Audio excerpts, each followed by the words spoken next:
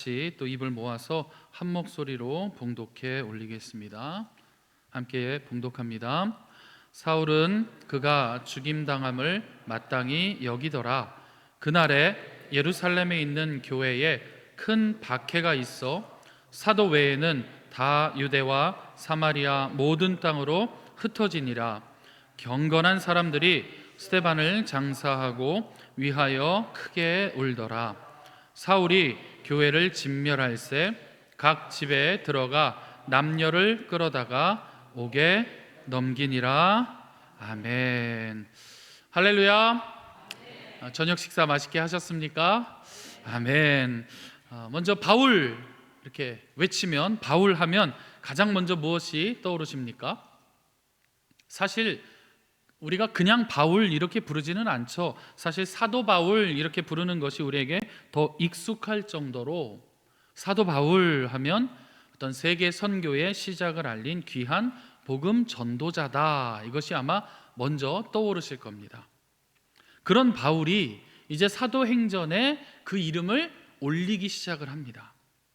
그런데 희한하게 7장 마지막과 8장 1절에 이 큰 일을 한 사울에 대해서 아주 간략하게만 기록을 하죠. 사실 오늘 말씀에서는 바울을 소개하기는 하지만 사울이라는 이름으로 바울보다는 바울의 영향으로 이런 효과가 나타나더라 하는 것에 더 주목을 하면서 기록을 합니다.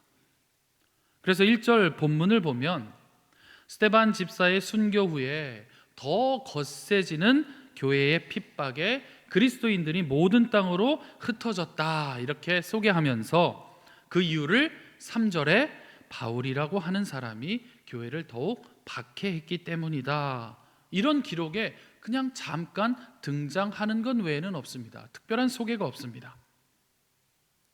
그렇다 하는 것은요, 성경 저자가 지금 더 관심 있어 하고 더 알려주기 원하는 것은 바울이란 사람이 어떤 사람이다, 그가 이렇게 악행을 저질렀다, 그 악행은 사실 지울 수 없는 것이다, 이런 것이 아니고 우리가 읽은 본문 뒤에 소개되는 4절부터 그 흩어진 사람들로 하여금 복음이 본격적으로 퍼지기 시작했다, 이것을 알리려 하는 것이죠. 그래서 이렇게 복음이 전파되기 시작한 동기, 그것에 바울이라는 한 사람도 있었다. 그가 교회를 아주 심하게 사람을 죽이면서까지 박해했었다 하고 기록할 뿐입니다. 그런데요, 바울이 행한 일들이, 교회에 행했던 그 악행들이 과연 이렇게 잠시만 소개되고 넘어갈 수 있을 만한 일들인가? 잠시 잠깐 한두 번 행했던 일들인가? 그렇지 않죠. 절대 그렇지 않습니다. 우리 주변을 잠깐 한번 둘러보실까요? 서로 한번 우리 눈을 마주쳐 볼까요? 한번 찾아보실까요? 이 중에 내가 가장 마음에 안 드는 사람, 나 힘들게 저 왼수 막 이렇게 할 수 있는 사람과 눈을 마주쳐 보실까요? 왜 부부끼리 쳐다보십니까? 없으십니다. 그죠? 없습니다. 우리 가운데는 없습니다. 이 자리에는 없습니다. 앞으로도 없을 겁니다.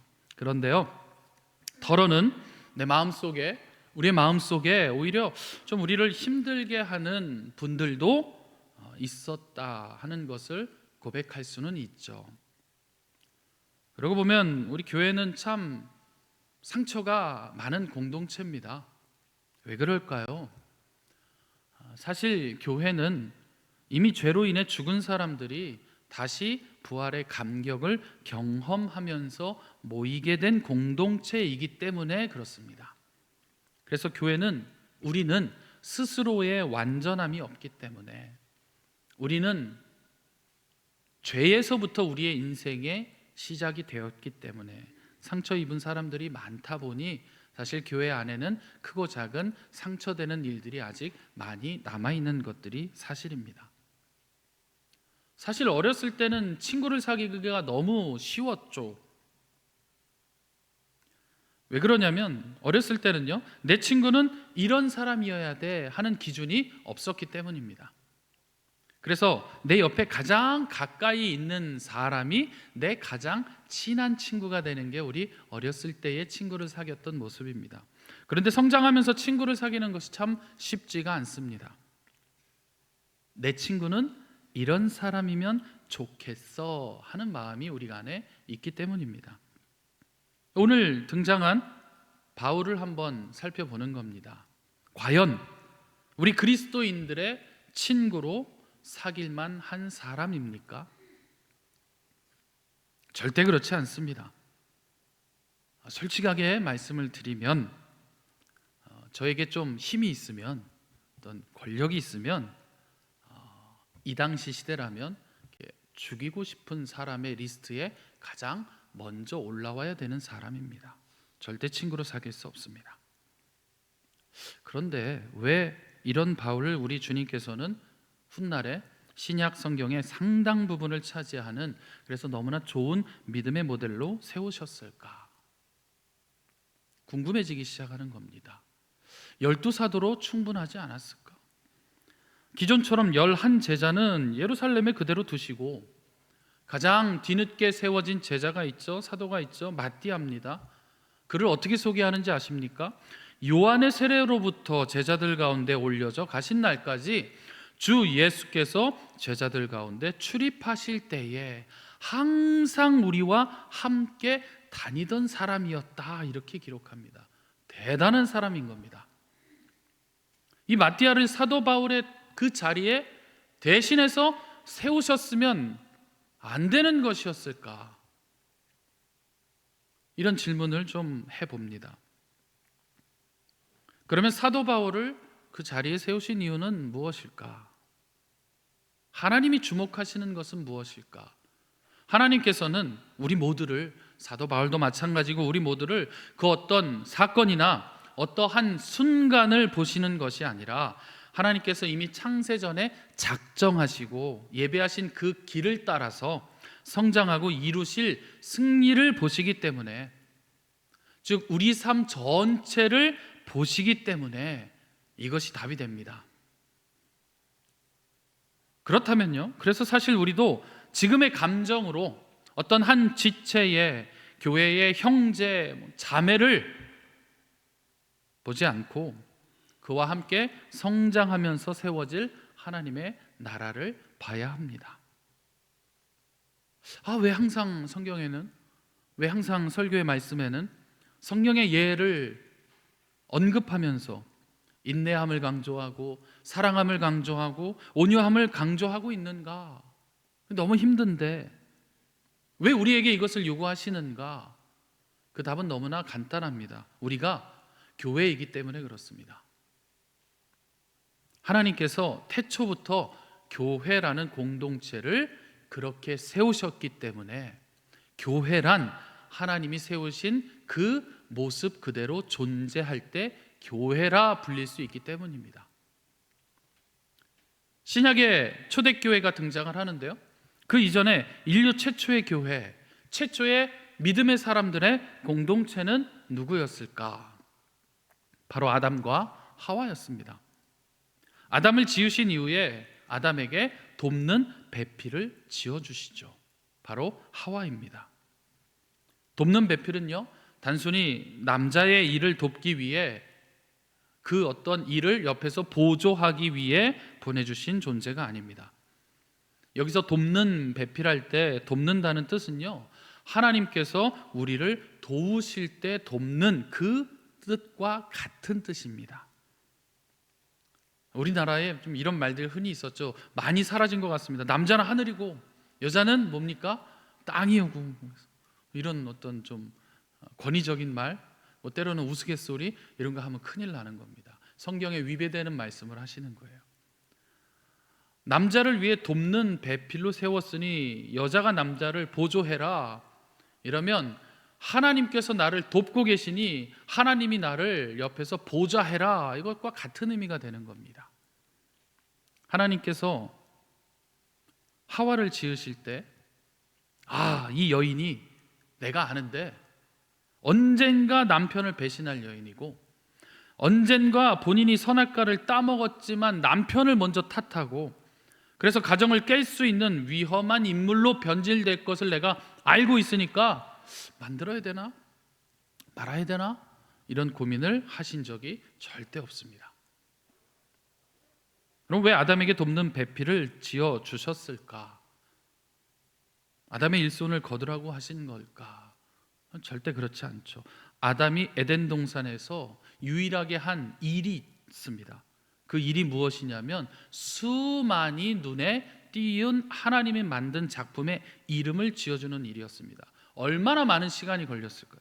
그러나 하나와를 돕는 배필로 보내주셨을 때는 그 일 이전이 아니라 아담이 모든 일을 마치고 난 후에 여자를 창조하십니다. 그렇다면 답은 무엇인가? 왜 돕는 배필을 아담에게 보내셨는가? 정답은 하나님께서 아담을 혼자 있게 하지 않으시기 위해 하와를 만드신 겁니다. 그래서 하와가 창조되는 바로 이 장면, 여자를 창조하시는 장면, 이것이 바로 공동체의 시작이 되고 교회의 시작이 됩니다. 그렇다면 교회는 그 안에서 서로가 서로를 위해 돕는 배필로 세워지는 공동체다. 이 기본적인 규칙으로 하나님께서 만드신 공동체가 교회인 것입니다. 여기 어떤 순간적인 감정으로 틀어져서, 어떤 순간의 부족함이 못마땅해서, 누구는 좀 이렇게 치워버리고 누구는 좀 가까이 취하고, 이런 형태로 공동체를 지속하는 것은 교회가 될 수 없다. 결국 교회라는 공동체는 누군가 혼자 있도록 버려둬서는 절대 세워질 수 없는 그러한 성질을 갖고 있는 공동체이기 때문에, 하나님 그렇게 만드셨기 때문에 그 구성원은 서로 돕는, 하나님이 우리를 도우실 때 돕는 그 도움으로 세워지는 것입니다. 다른 것으로는 교회다라고 말할 수가 없는 것입니다. 다시 좀 서두로 돌아가 볼까요? 바울 하면 어떤 것이 가장 먼저 생각나십니까? 질문했지만 제가 답을 드렸으니까 좀 다른 대표적인 모델을 질문해 보겠습니다. 여러분, 다윗 하면 가장 먼저 무엇이 떠오르십니까? 우리 한국 교회 주일학교의 어떤 탁월성 때문에 다윗 하면 골리앗, 이것이 가장 먼저 떠오를 수 있습니다. 이것도 맞습니다. 또 더 중요한 것이 있습니다. 하나님이 백성과 함께 거할 성전의 시작이 다윗으로부터 시작이 됐습니다. 또 어떤 것이 있나요? 때마다 하나님께 묻고 하나님께 응답을 받고 걸음을 걸은 사람이다라는 것. 제일 중요한 것이 있습니다. 언약의 중심에 하나님의 계획 가운데에 예수 그리스도를 준비하시기 위해 하나님께서 직접 세우신 왕이다라는 사실이 다윗 하면 떠오르는 사실들입니다. 그러면 솔로몬 하면 무엇이 가장 먼저 생각나십니까? 네, 1000번제도 있을 수 있습니다. 어떤 성전을 건축한 것, 또 지혜의 왕이 가장 먼저 생각이 납니다. 히스기야 왕 하면 무엇부터 생각나십니까? 네, 맞습니다. 그 생명을 기도함으로 15년이나 연장받은 사람, 이렇게 생각이 납니다. 모세 하면 무엇이 가장 생각납니까? 네, 출애굽이죠. 출애굽 지도자, 인도자, 민족적 지도자, 구원자, 이런 것이 먼저 생각이 납니다. 뒤집어서 한번 생각을 해보기를 바랍니다. 그런데 혹시 앞에 열거한 믿음의 사람을 떠올릴 때 우리가 가장 먼저 떠오르는 생각이, 다윗 하면 남편이 있는 여자를 취해서 임신시키고 그 남편까지도 죽인 사람, 이것이 가장 먼저 떠오르셨나요? 솔로몬 하면 다윗의 길을 벗어나서 많은 이방 여인을 사랑하고, 그래서 후궁이 700명, 첩을 300명이나 거느린, 그래서 하나님의 길에서 이탈한 사람, 이 이미지가 가장 먼저 떠오르셨나요? 아니면 히스기야 이렇게 생각하면 그 교만함 때문에 무기창고를 다 개방해서 결국 나라를 어지럽게 만든 왕이다 하는 생각이 가장 먼저 떠오르진 않으셨나요? 모세는요? 살인자 아닙니까? 그런데 이런 좋지 않은 부정적인 사건들이 먼저 떠올랐는가 하는 겁니다. 전혀 그렇지 않았다라는 사실입니다. 그 이유가 무엇일까? 우리가 우리 믿음의 선조들을 생각할 때 우리의 기억에 그들의 어떤 한순간, 그들의 어떤 한 감정적인 사건만을 기억하는 것이 아니라 그들을 통해 세워져간 하나님의 나라 전체를 우리도 성경을 통해 바라보기 때문에 그렇습니다. 이것이 핵심입니다.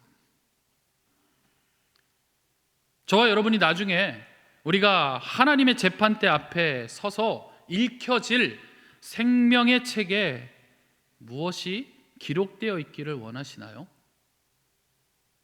우리가 바라는 것은 이런 것이죠. 우리를 통해 사용하시고 또 우리가 사용되고 또 우리를 통해 열매 맺은 하나님의 나라의 일꾼으로서 내가 또 교회로서 기록되고 싶지 않으십니까? 우리 모두 다 그 마음입니다. 그리고 이미 하나님께서 우리를 그렇게 기록해 나가고 계신다라는 사실입니다. 왜요? 예수 그리스도로 그 모든 죄된 기록을 다 가리우셨기 때문이죠. 오늘 우리가 본문을 좀 다시 한번 보면서 한 가지 은혜를 나누기를 원합니다. 8장 3절과 더불어 우리 7장 57절부터 좀 같이 볼 텐데요. 제가 화면을 준비했습니다. 우리 앞에 보시고 같이 한번 읽어보겠습니다. 57절부터 시작. 그들이 큰 소리를 지르며 귀를 막고 일제히 그들에게 달려들어 성 밖으로 내치고 돌로 칠세.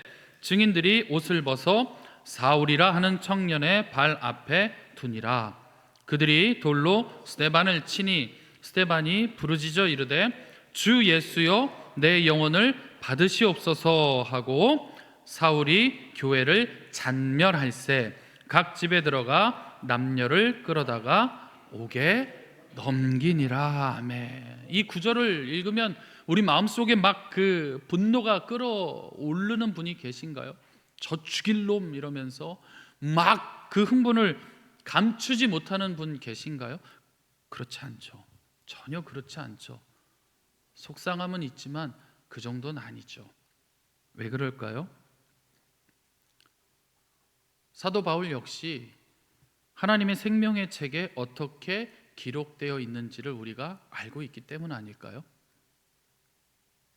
그래서 2000년 전에 있었던 이 사람, 이 정말 너무나 큰 그리스도인들에게 악행을 저질렀던 이 사람도 우리가 아무렇지 않게 또 그 악행의 영향을 받지 않고 그 사람의 삶의 전체를 우리가 바라보고 이미 품고 있기 때문에 오히려 용서하고 때로는 그 사람을 통해서 배울 하나님의 나라에 주목하고 있다는 사실입니다.